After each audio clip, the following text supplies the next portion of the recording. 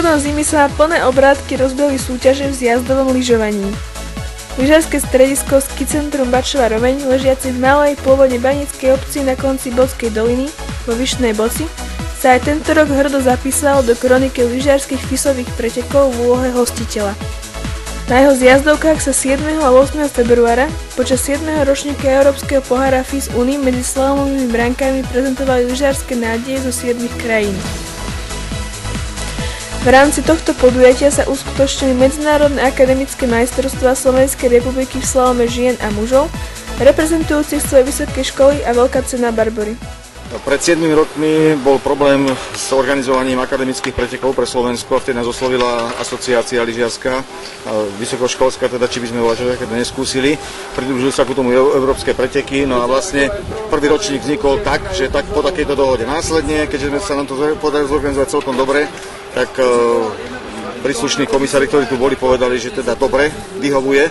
No a opakovane je to už 7. rok, takže bola to zhodou proste náhoda pri vyhľadávaní pretekov pre vysokoškolákov a dneska už je to tradícia.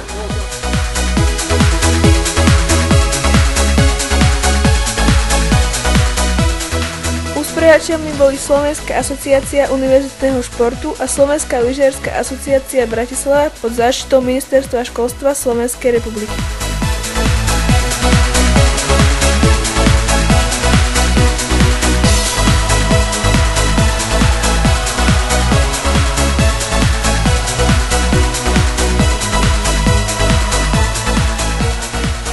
Technické zabezpečenie mala pod patronátom telovýchovná jednota Tatran Nižná Boca.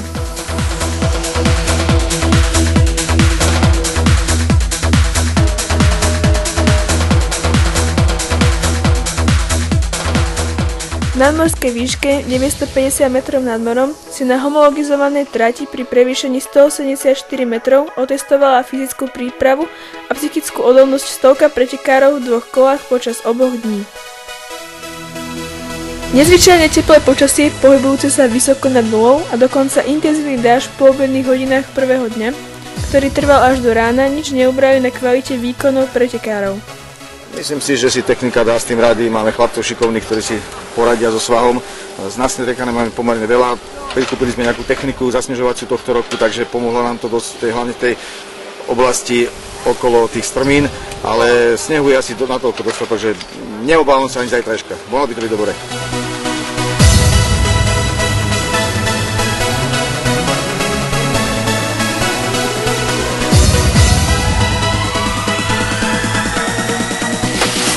Ready, go!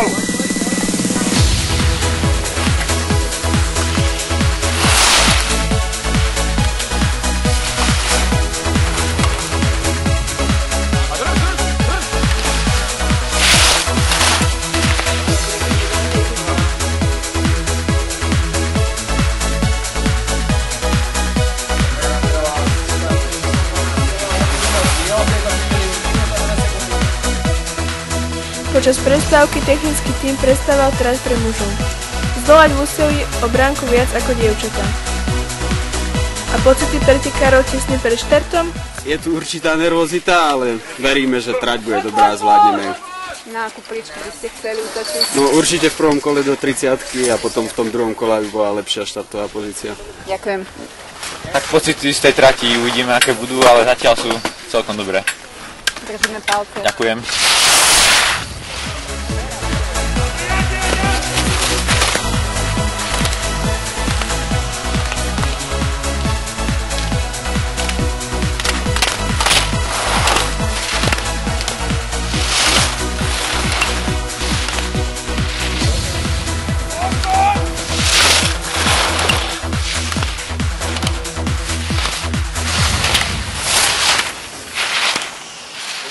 Ako ste spokojní s výkonmi po prvom kole?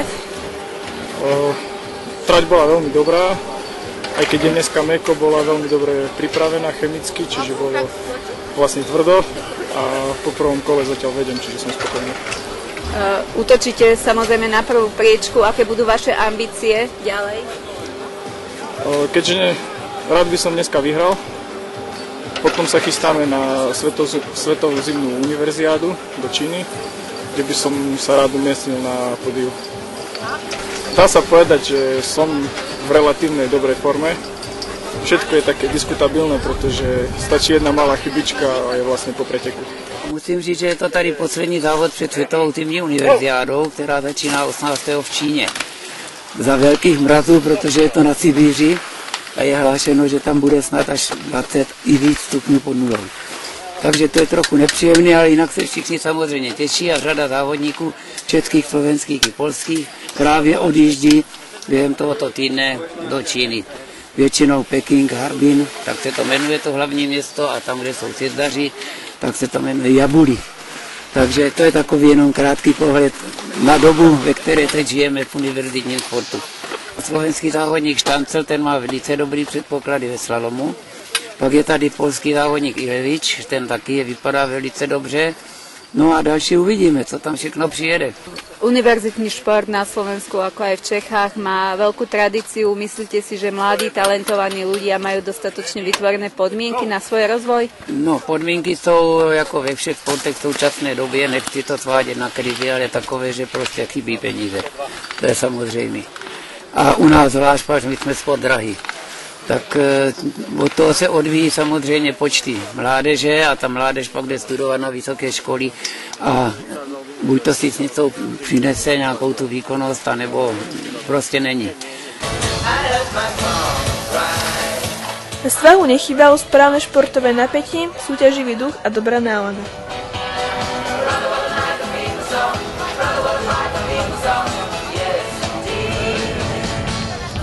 Aká je situácia v univerzitnom športe na Slovensku? Tak my evidujeme 50 športov v univerzitnom športe a je podľa jednotlivých športových zväzov, že aká úroveň toho športu univerzitného na Slovensku je. Samozrejme sú športy, ktoré majú univerzitný charakter a samozrejme sú aj také, ktoré nie sú typicky univerzitnými športami. Medzi kolektívne športy patrí volejbal, basketbal, samozrejme plávanie. No a sme radi, že aj lyžovanie má tradíciu. Tu vo Vyšnej Boci organizujeme tieto preteky Unifiz už po 7. krát. No a sme radi, že sa tu stretáva tá univerzitná špička z celej Európy. Ako ste zatiaľ spokojní s úrovňou pretekov po prvom kole? Tak každoročne organizátori vedia pripraviť pretek na vysokej úrovni, aj tohto roku sa im to podarilo, vieme, aké sú snehové podmienky. No a som rád, že tu budú štartovať aj účastníci Svetovej zimnej univerziáde v Harbine, to je Gantnerová a Štancel, ktorí potom odchádzajú na majstrovstvá sveta a sa pripoja k výprave na Svetovú zimnú univerziádu 2009 v Harbine. Aké sú pocity pred štartom druhého kola? Vyzerá to celkom fajn, tak uvidíme. Ako si zatiaľ spokojná so svojím výkonom? No, bolo to lepšie ako inokedy. Očakávaš prvú priečku? No, uvidíme, ako podľa toho, aké bude druhé kolo. No, bardzo dobrze. Myślę, że będzie bardzo fajnie. Jest twarda teraz. Będzie chyba lepiej niż w pierwszym kolu. No, tak trošku stres, ako stále pred štartom, ale inak je to taká už domácká atmosféra, takže nie je problém. Ako si zatiaľ spokojná so svojím výkonom? Tak veľmi nie som spokojná, ale tak napravíme to snad druhé kolo. Hlavne potrebujem dojsť, lebo dnes máme majstrovstvá univerzitné, takže... Ready, go! Medzi ženami putovalo víťazstvo susednej Českej republiky. V sobotom prvom a druhom kole sa najlepšie darilo Martine Dubovskej. S víťazným časom 1 minúta 57 sekúnd a 96 stotín posunula druhé miesto slovenskú pretekárku Petru Gantnerovú. Tá dosiahla čas oboch kvót 2 minúty, 2 sekundy a 48 stotín sekundy.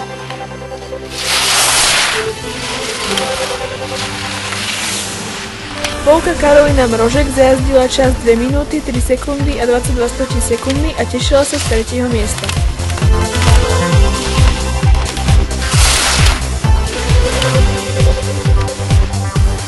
Môžete zaspomínať, ako sa lyžovalo voľakedy, koľko entuziazmu tam bolo, koľko je dnes, ako sa lyžuje, aké sú podmienky pre mladých akademikov? Tak verím, že mladí entuziazmus si udržujú stále. Je pravda, že lyžovalo viacej akademikov, že bolo na školách viacej lyžiarov. Dneska nám tá kategória dospelých sa zužuje a zužuje. Bolo to vidieť aj na tej kategórii žien, že ich bolo v podstate 20, kým kedysi bolo 40-50 akademičok. Ale dievčatám sa to páči, kopec je dobrý, no a keby bola ešte väčšia finančná podpora, o to by to bolo lepšie v tom akademickom športe. A čo vaša lyžiarská kariéra? No, lyžujem ešte ako veteránka. Pred týždňom sme tu mali 10. výročie veteránskej ligy, takže sme oslavovali, tancovali pri výbornej Necpalánke. Takže ja sa na tú barbol budem vždy rada vracať.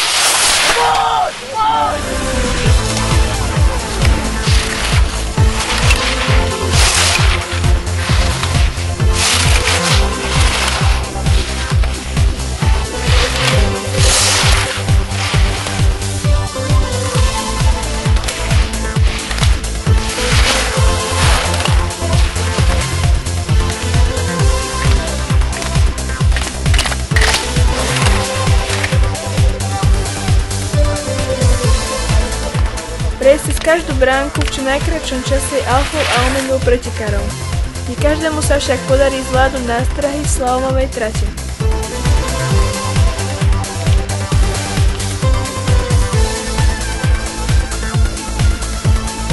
Ako ste spokojní s úrovňou pretekov? Tak, jestem spokojny. Przede wszystkim dlatego, że wszyscy zdrowi, nikt nie odniósł żadnej kontuzji, a w tych ciężkich podminkach udało nam się doprowadzić zawody do końca. Čo hovoríte na výkony pretekárov? Najlepsi wygrali. Krótko można powiedzieć. Byli znakomici zawodnicy, którym się nie udało do końca, tak jakby chcieli, ale w sumie, no, tak jak na zawodach sportowych, wygrywa ten, który dojeżdża do mety i ma najkrótszy czas. Budete za to, aby sa pretek organizoval o rok opäť na Vyšnej Boci? Oczywiście, jak najbardziej. To jest już tradycja. Aký je váš profesionálny pohľad na organizáciu, technické zabezpečenie pretekov?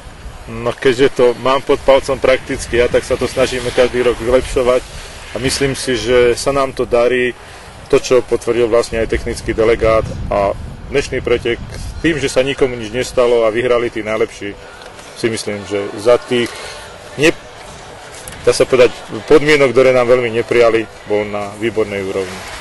Počasie naozaj není ideálne, ako ste si s tým poradili?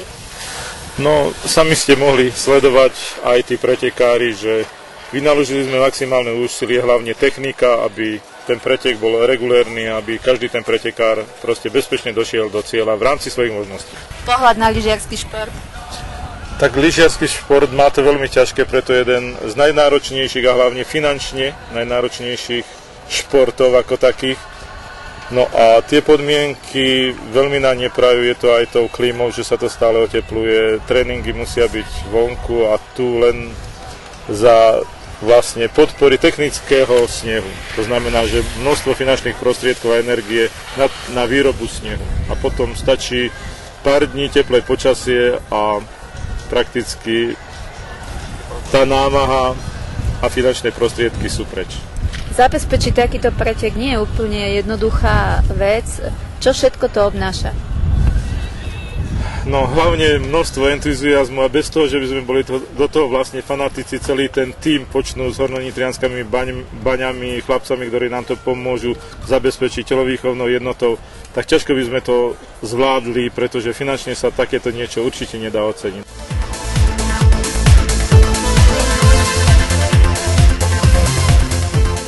Po upršanej noci visel otáznik nad dokončením preteku.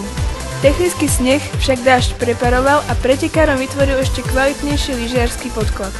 Hrozilo, že ten pretek ani by sa nebol šiel, čo sa týkalo bezpečnosti pretekárov, pretože pri silnom daždi, pri použití okuliárov nevidia, takisto tie palice, ktoré zdrážajú pred seba, vlastne chytajú vodu z toho mokrého snehu a všetko to strieka do nich. Takže bolo by problém asi uskutočný pretek. Ale vďaka tomu, že nám o 7:30 prestalo pršať, tak pretek prebieha perfektne a podmienky sú výborné. No tým, že v decembri, myslím, bola schválená B varianta EI, to znamená, že je možné zjazdovku predĺžiť až na horizont, otvárajú sa vlastne možnosti homologovať aj trať obrovského slalomu. A tým pádom by sme tu mohli organizovať Európsky pohár FIS. Toto je len Uni, to znamená vysokoškoláci, ale to je, dá sa povedať, o triedu vyšší pretek Európsky pohár veľký. Tak ako sa išlo prvé kolo, druhý deň? Bolo to lepšie, tvrdšie, lepšie spreparované a rýchle, hlavne rýchlejšie ako včera. Čo hovorí na konkurenciu? Ale je to celkom pohode. Dobrá, len mohla byť lepšia. Mužskú súťaž druhého dňa ovládli poľskí pretekári, ktorí obsadili prvé dve priečky. V slalome s najlepším časom v prvom a druhom kolu 1 minúta 30 sekúnd a 67 stotín nenašiel premožiteľa poľský pretekár Jakub Ilevič a suverénne obhájil prvenstvo z predchádzajúceho dňa. Rovnako aj striebro skončilo na krku poľského pretekára. S výsledným časom 1 minúta 31 sekúnd a 37 stotín si ho vyjazdil Maciej Kominko. Rozdielom 15 stotín sekundy získal bronzovú medailu Čech Jan Čermák. Slováci sa v mužskej kategórii na stupne víťazov v tento deň nedostali. Najlepšie z nich sa na 4. mieste umiestnil Jan Koša, ktorého od 3. priečky delilo 12 stotín sekundy. Kedy ste sa prvýkrát postavili na lyže? Prvýkrát, že vraj, keď som mal 2,5 roka, ešte som ani poriadne chodiť nevedel. Ale lyžovať, že som sa naučil hneď, ako som sa postavil na lyže, že som sa vedel spustiť. Môžete zaspomínať na svoje začiatky v reprezentácii? No, začínali sme ako 16 chalani, to bolo v 96. A viac menej, keby som to mal porovnať s dnešnou dobou, tak je to asi o trošku väčší počet sme boli vtedy ako chalani, lebo bolo rozdelené Ačko, Bčko, Cčko, juniori a ešte nejaký EJ tým, takže bolo nás určite viacej ako teraz.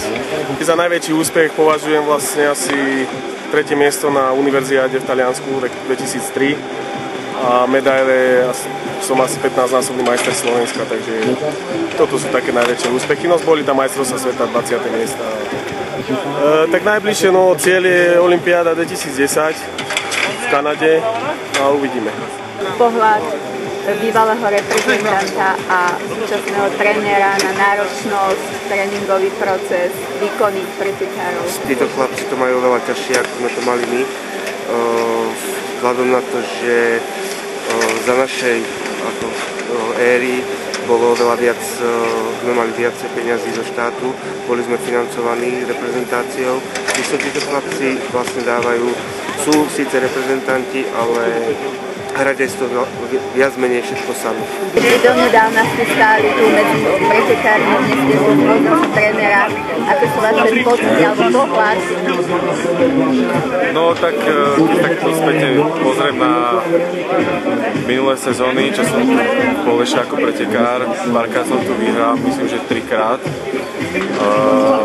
Teraz som už v úlohe trénera, takže sa snažím, aby tí moji zverenci dosávali podobné výsledky, ako som dosával ja. Nechýba vám lyžovanie? Strašne mi chýbal. Koľkokrát, keď pozriem na pretekárov, že ako jazdia a moc im to nejde, tak by som najradšej obul lyže a ukázal im to, ale bohužiaľ som tréner, takže musím len z takéhoto pohľadu. Pre našu obec je usporiadanie takéhoto preteku veľkým významom. Dostáva sa naša obec do širokého povedomia, nie len ako na Slovensku, ale vlastne v celej Európe. A snažíme sa o to, aby sme stredisko dostali ešte na vyššiu úroveň na poskytovanie služieb vyššie